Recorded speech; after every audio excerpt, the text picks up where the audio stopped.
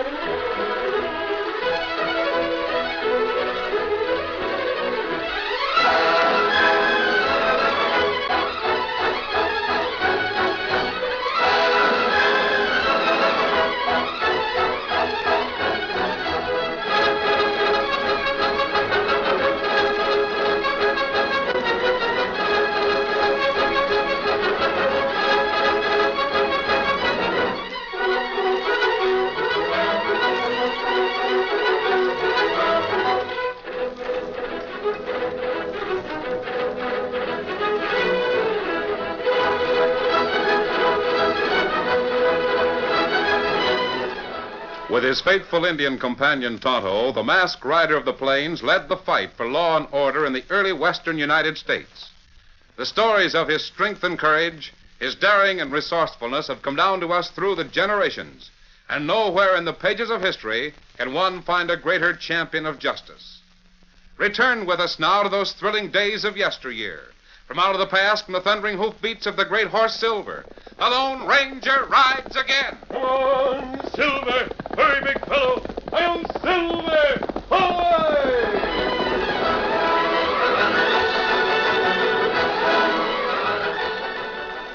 The Lone Ranger's nephew, Dan Reed, had been left in school in California. He roomed with a boy his own age, a boy named Bob Gerson. From time to time, after their studying was finished, Bob questioned Dan about the months he'd spent in the saddle with the Lone Ranger and Tonto. If I traveled with the Lone Ranger, I'd be talking all the time, Dan. Hang it all, what does it take to get you to talk about the Lone Ranger's adventures? I don't know, Bob. I guess maybe I don't talk about them because it makes me, well, sort of... Sort of what? Well, lonesome. And don't laugh at me. No, Dan, I won't laugh. I know how you feel. I get that way, too. If it weren't the Lone Ranger want me to stay here and get all the book learning I can get, I'd clear out. No, you wouldn't. No? Mm-mm. You wouldn't clear out because you're not a quitter. Well, how do you know? Because I know you. Well, the Lone Ranger wouldn't have much use for a quitter. Nor would anyone else. That's what the Lone Ranger told one of his friends. What's that? Don't be a quitter. No one has any use for a quitter. Old Jim was just about ready to give up and go back east when the Lone Ranger told him to hang on. Who in the world is old Jim? Jim Plunket. He had a cattle ranch. But he'd run into a lot of hard luck, and he was in debt and just about ready to fold up. I remember the day we stopped there at his place. You and the Lone Ranger? Yeah, and Tonto, too. The three of us met Jim on the range and rode up to the house with him. That was when the Lone Ranger gave him a talking to, and he sure called a spade a spade. Anyone can quit, Jim. Takes a man to stick it out. Nearly everyone out here started with nothing. The weaklings will go back east and stay broke. The strong men will stay here and fight to riches. I could fight a fair fight, but hang it, I can't fight a man like Bloodworth, that crook. Bloodworth? He just about owns the town. He's got a mortgage in my place. He's done a lot to try and lick me. I can't fight both power and money. Jim, there's a house just ahead. Martha's on the porch. She seems to be waiting for me. There's a strange horse at the side. Must be news of some sort. It might be good news, might be bad. We'd better hurry. Now, wait. I want a promise from you. But I... Before we get there, before you learn the news, I want your promise that you'll stick. That you'll fight Bloodworth to the end. Well, You won't take Martha back east to be laughed at. I'll stick. I'll stick till Bloodworth puts me where I can't fight any longer. Good. Now come on and get that news. Come on, Silver. Get up, mister.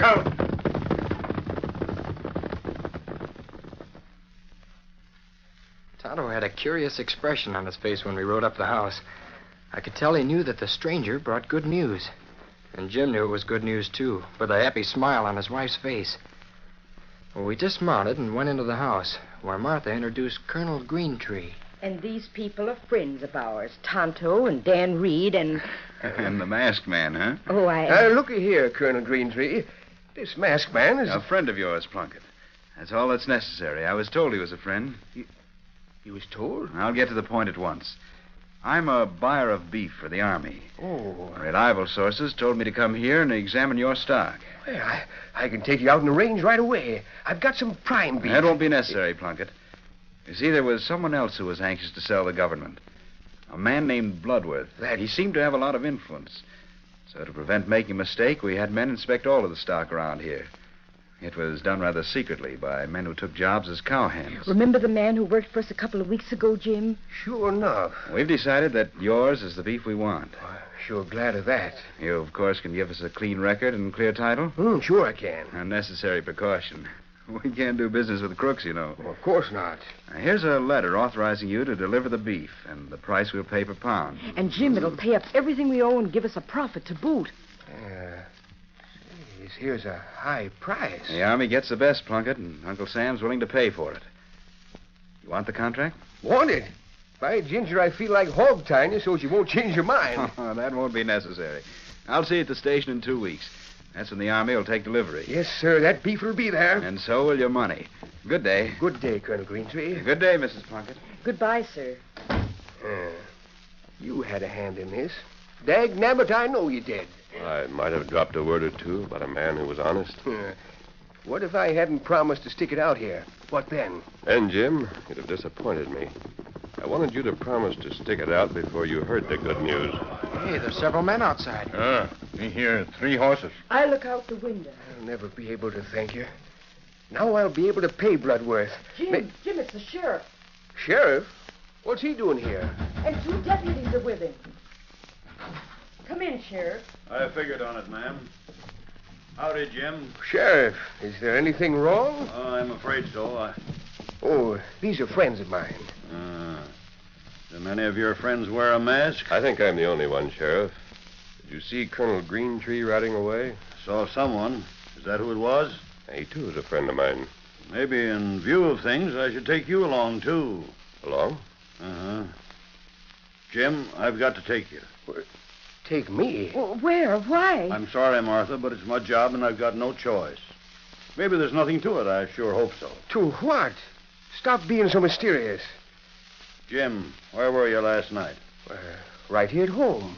Why? Didn't go to town at all? No. Well, I never knew you to lie. Hope you're telling the truth right now. Why?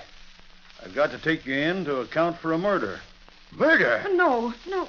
Who was killed? Hank Donner. That no good buzzard. Jim, there's witnesses. Witnesses be hanged. They lie. Martha will be a witness for me, and she'll tell the truth. Judge Barton won't let any innocent man hang. I'll go with you. I don't know about you. You leave that masked man alone. Jim is going to need friends outside of jail, isn't he, Sheriff? Yeah, I'm afraid he is. And I'll stay on the outside. I got no cause to arrest you, but that mask is downright suspicious. People have said that before. Jim, it's Bloodworth's work. Wait a minute, Sheriff. Who are those witnesses that claim to have seen Jim? Reed Fernaldo and Red Orson. Both of them friends of Bloodworth. Many a time their guns have talked for Bloodworth's money. Witnesses. Judge Barton will throw them out of court. Bloodworth can bring up a dozen of their breed, but it won't prove anything in a fair trial. Well, I hope so, Martha. And I hope it's a fair trial. Come on, Jim. Don't worry, Martha. The judge knows me. Just one of Bloodworth's schemes to bother us. Oh, they can't prove it, can they? Tell me they can't. Bloodworth seems to know that Jim is getting the cattle deal. So that's why he's framed Jim? You heard what the colonel said, Martha. If Jim is proved a criminal, the government can't buy from him. But they can't prove it, can they? Tonto, Dan, and I are going to camp nearby. We'll watch things.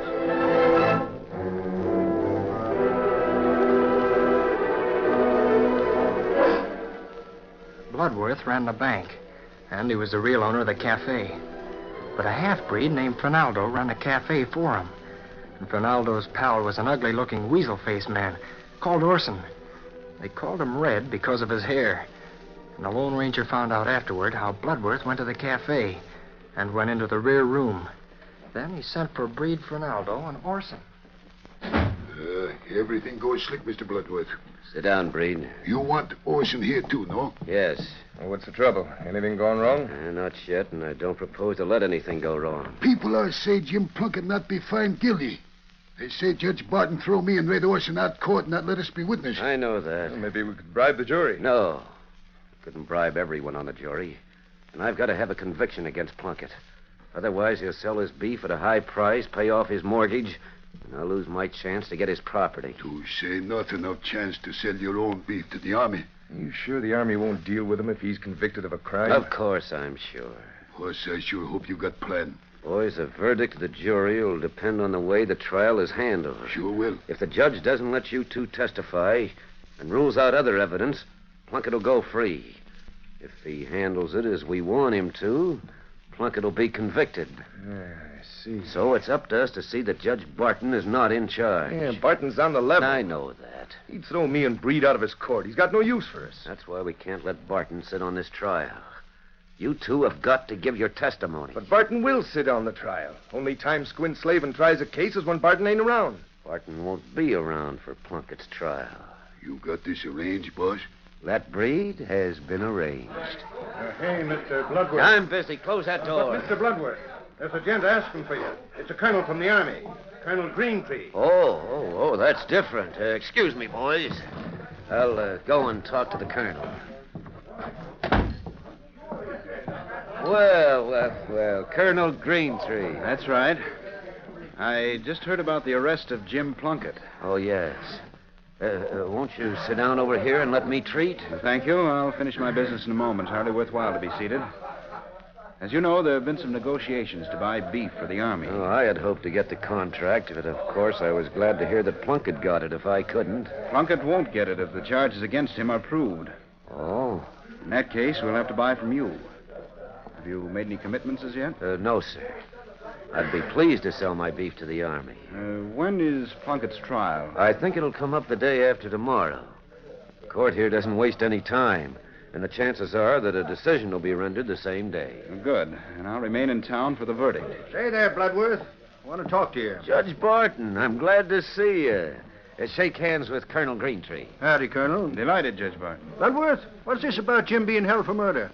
Well, I guess you know as much about it as I do, Judge Barton. Martha says he was at home all evening. Well, that might be a point in his favor at the trial. I hope so. I'd hate to see Jim hang. If he did, I suppose his deal with the government would be called off. Wouldn't it, Colonel Greentree? Of course. Martha couldn't sell the cattle? Uncle Sam can't deal with convicted criminals. I doubt if we could buy his stock from the wife. If Jim doesn't sell that livestock, I suppose there'd be no chance of him or his wife after him paying off the mortgage. Would there, Bloodworth? Well, I don't know, Judge Barton. You don't? Nope. But if the mortgage isn't paid, you'd foreclose, huh? Well, I could if I chose to do so. Now, I wonder, Colonel Greentree, just who you'd get the cattle from if you didn't take Jim's. We'd take the second best.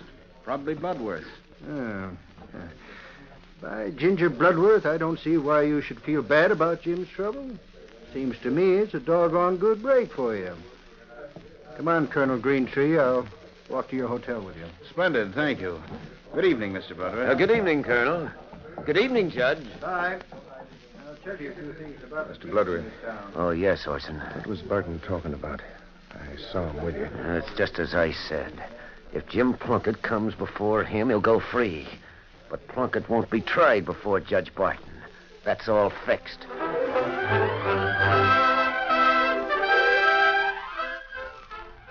The curtain falls on the first act of our Lone Ranger story.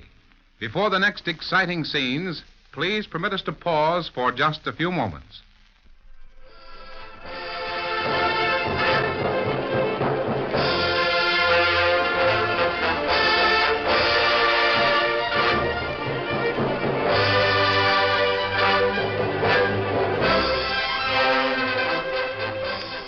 Now, to continue our story. Dan Reed, in his room at school, was telling his friend about one of the Lone Ranger's adventures. That night, the Lone Ranger sat up, staring into the fire for a long time. Tonto and I fell asleep while he was still there. And the next morning, a distant train whistle wakened me. What's that? Oh, just a train, Dan. Oh, golly, I forgot there were trains in the west. Someone's leaving town. I heard the train stop. What, the sun is up. I've overslept. No reason to waken earlier, Dan. Where's Tonto? He's gone to town. He's going to do some more scouting around. Oh. Say, Jim comes up for trial tomorrow, doesn't he? Yes. Golly, I sure feel sorry for him. Poor fellow had to spend the night in jail. Well, the sheriff's honest. Jim will have good treatment. Even so, it's a doggone shame. Hey, do you think Tonto will learn anything new? If Tonto doesn't learn something today, Dan, we're going to make a call on Bloodworth tonight. Fine. I intend to find out what that man's up to. If he won't talk, we'll find a way to make Fernaldo or Orson talk. A horse. It's coming this way and fast. It's Tonto. Look at him come. He's got news. Dan, you saddle up. We may have to move in a hurry. Right. Oh, Scout. Oh, fella. Oh. Kimosabe. Yes? Judge Barton, get on board train. He did? Me come here fast, tell you. Steady there, Victor. I've got Silver saddled. Victor will be ready in a jiffy. Here, Silver. Steady, big fella.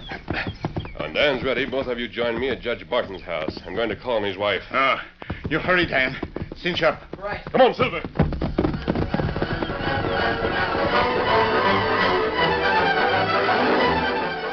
When we got ready, Tonto and I rode to a little white house where Judge Barton lived. As we drew rein, we saw Silver. Scout. Fella. Lone Ranger in there now. Should we wait out here or go right in? We go in. Maybe Lone Ranger want us. Good.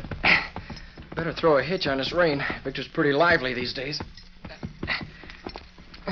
There. That'll hold him. That'll hold him. Tonto, you're downright worried, aren't you? That's right, Dan. He not like way Judge leave town. Must have made up his mind to go at the last minute. He didn't tell anyone about it yesterday. We know in a minute. I'm in, Tonto and Dan. Oh, this is Mrs. Barton. Oh, how do you do, ma'am? How? The judge has often told me about the two friends of the Lone Ranger. I'm very pleased to know you. Judge Barton had to send a telegram last evening. It came from Amaranth.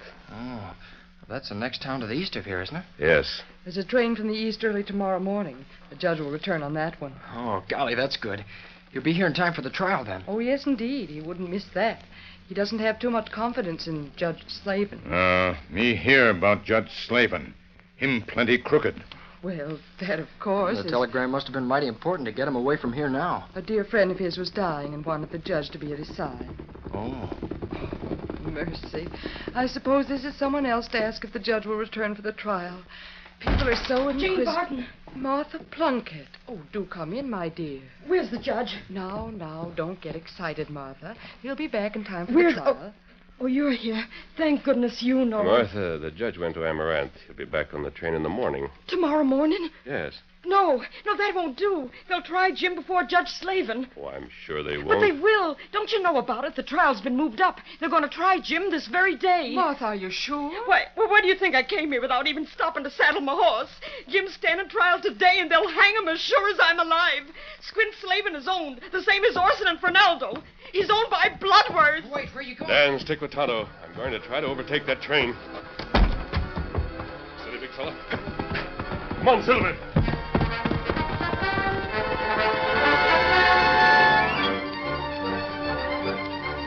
It's hard to believe that a man on horseback would have any hope of overtaking a train, especially when a train's got a long head start. But the country was hilly, and the train made a lot of curves, following the valley and avoiding the steep slopes. The Lone Ranger didn't follow the tracks at all. He cut through a valley and over a hill. Come on, Silver. Faster, boy, faster. Silver scrambled up a narrow trail to the top of a hill, then started down the other side. There was sliding shale on it, and it might have been tough going. The Lone Ranger didn't make much of it when he told us, but we knew how dangerous it was. A single misstep and Silver would have fallen. The Lone Ranger would have been thrown. He wouldn't have a chance to save himself. But he knew his horse. Easy, Silver. Watch it, boy. Steady does it. Now we're at the bottom. Now you can go again. Come on, Silver. He gave Silver his head, and the stallion went like the wind. There was another hill in a valley, and still another hill. When the Lone Ranger reached the top of that one, he could see the train. He reined up and jumped to the ground. Oh, Silver, steady. Just check your cinch. Make sure everything's all right, Silver. We're going to make it, old fella. There's a train coming around that bend. We can head it off. There we are. Steady. Now we'll travel again. Come on, Silver.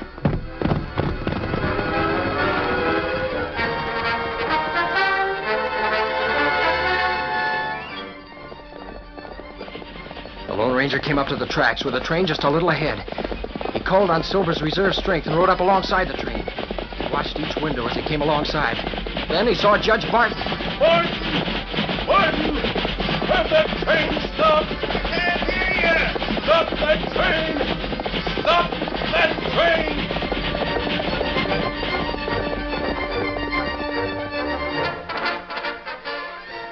Tonto and I waited around, hoping for some miracle that would bring the Lone Ranger and Judge Barton back. But the morning passed and nothing happened. Then people began to arrive at the courthouse. Tonto and I stood outside, watching. Mrs. Plunket came up to us. Oh, Tonto. Daniel, what's to become of poor Jim? It's most time for the trial to start. Judge Slavin will make sure Jim's convicted. Oh, the Lone Ranger will do something, Mrs. Plunket? But what can he do? Look, there goes Judge Slavin now. Arm in arm with that Mr. Bloodworth. Him crook. Here comes Colonel Greentree. Oh, yes. How do you do, Mrs. Plunket? I'm very sorry your husband's in this difficulty. Colonel Greentree, you don't think Jim did it, do you? What any of us think is of no importance. I must be governed by the outcome of the trial. But Jim was with me. Won't a jury take my word for it? It's your word against the word of two other witnesses. Of course, the jury can't help but feel that you'd be prejudiced. But I do hope Jim is acquitted. I'll see you inside. Good luck to you and to Jim. It was time for the trial to begin. Tonto and I went inside and stood at the rear of the small courtroom. Tonto, I haven't seen the judge come in yet. Where is he? Oh, him maybe in room on side. Him got private room there. Oh, goes into his private room from the outside, huh? That right. Tonto, that's Victor. Did you hear him, Winnie? Me hear him. Oh, I'd know his Winnie among 1,000. What do you think is wrong? I better take a look and see if he's all right. Me go too. Excuse me, let me through, huh?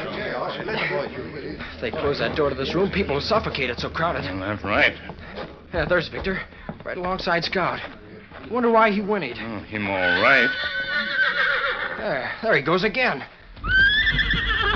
Tonto, that sounded like Silver. Over this way. We go see. Let's hurry, come on. Couldn't be two horses that sound the same. Look, it is Silver. He's right by the door to the judge's office. The Lone Ranger's back. I wonder if he brought Judge Barton. Me rap on door.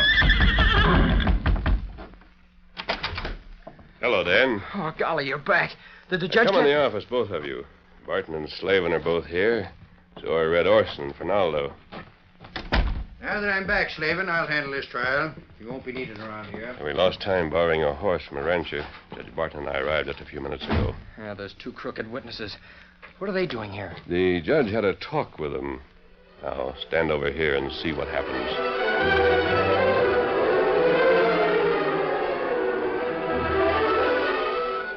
The crooked witnesses, Breed Fernaldo and Red Orson, were sent out to take their seats. And then, a minute later, Judge Barton took his place on the bench. Yeah, there was a little stir of surprise when the people saw that Judge Barton was to handle the trial. Order in the court! From where we stood at the door, we could see Bloodworth sitting near the front. He was mighty surprised to see Judge Barton. The Lone Ranger turned to me and said, Dan, stand a little to one side. I want to have my hand free. There might be fireworks. This might be a bit irregular, but before this trial opens, I want to call two men to the bench. Orson and Fernaldo, please stand and face the court. I have here in my hand two affidavits that were given me a few minutes ago. Now look at them and tell me if you recognize them. Orson, look at this one. Yeah, I recognize it. Is this your signature? Yeah. Fernaldo, how about this? I signed this. You did? Well, now, suppose you tell me just why you signed it. You tell me if I come in court and tell a lie, you find out that I be guilty of perjury. If I do that, I be in a tough spot. But you made this statement of your own free will in the court? Yes, I do it. We not paid enough to take chance on perjury. I will now read the statements. They are similar in their account for the murder of Hank Donner. I have... Double-crossing polecat. He's got a gun. Oh! You got his shoulder. I've got him, Judge. Hang on to him. They'll kill us both. You two double-crossing rats. I'll get you for this. Hold that man, Sheriff. He's accused of the murder of Hank Donner by eyewitnesses who have given their sworn affidavits. That will free Jim Plunket. Oh, then he can sell his cattle. Yes. But what was in the affidavits? The judge got the truth from those two. Bloodworth killed Donner so he wouldn't have to pay a gambling loss. Then Bloodworth made Finaldo and Orson think they'd be charged with the murder if they didn't hang it on Jim. He paid them to testify that they saw Jim do the killing. Plenty good thing Judge come back. Yes, Tonto. I'll get your horses and meet me in camp. I want to get away from here before we see Jim and Martha. I know they want to thank you. But what about the telegram the judge got from his friend in Amaranth? I think we'll find that it was sent by Bloodworth to get the judge out of town. I'll see you both in camp. Steady, big fella. All right, big fella. Come on, Silver. Hail, Silver! Away!